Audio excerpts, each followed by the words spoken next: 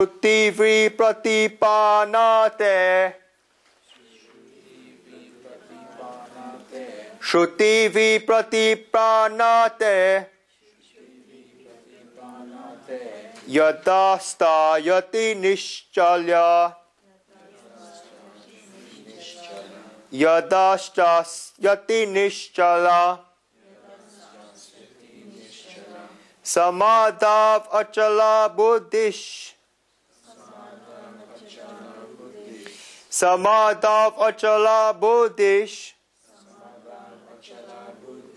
Tada yogam avapsasi. Tada yogam avyapsasi. When your intelligence, which is bewildered by the Vedic texts, shall stand unshaken and stable in spirit, samādhi, then shall you attain to insight, yoga. To understand the meaning of this word samādhi. Samādhi does not mean a loss of consciousness. It means the highest kind of consciousness. The person who attains to samādhi becomes very sensitive and super conscious. The more we are not in samādhi, then the more unconscious we are.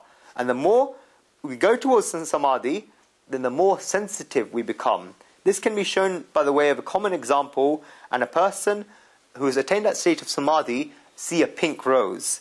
When we do worship rituals, many people come up to Guruji and ask him, what's the use of having so many flowers during these rituals? Guruji tells them that our rishis must have been so sensitive that they must have seen the supreme being in those flowers. The beauty, the softness, the smell of that flower must have been observed by the rishis, and they must have offered them to the Lord's feet, thinking that the Lord is even more beautiful than these flowers, and this image of God as being more beautiful than these flowers must have been fixed in their minds. And that's why rishis began the worship of God through these flowers. And now people saw that these rishis were putting flowers at the feet of God, and nowadays this job, when you go to temples, it's given to the common man. We're told to get 2 kilos of flowers and go and put these flowers in front of God. And Guruji's seen this in temples. I've seen this in temples in India. They're bags full of flowers, and when they offer flowers to God, they just go and turn the bags upside down, offer them to God. Is this a way of offering flowers to God? It takes care, this person takes care that it doesn't even touch the flowers. Flowers are so soft to touch. And Guruji often gets a ready-made bouquet of flowers in the morning, and there's paper covering these flowers and a piece of transparent plastic on top. Enough care is taken that nobody touches those flowers.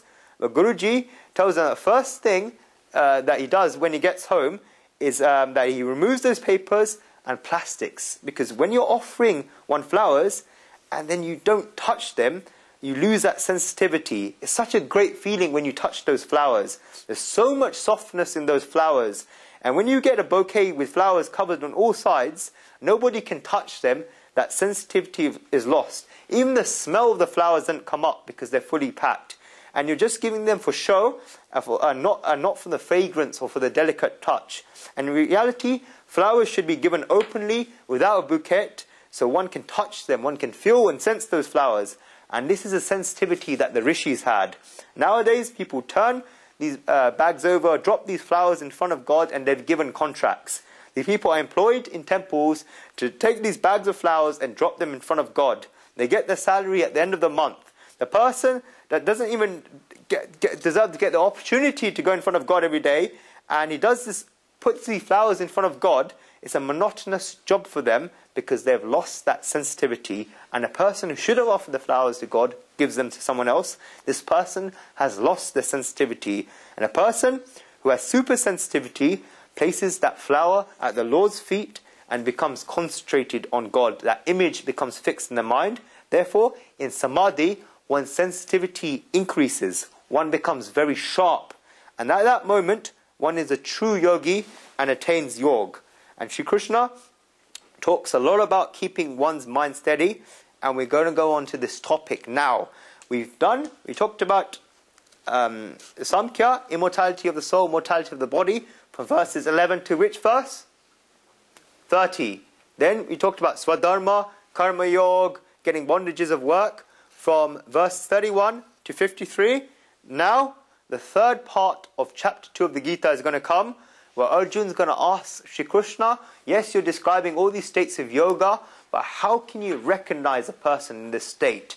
Do you look, how does he sit? How does he walk? How does he speak?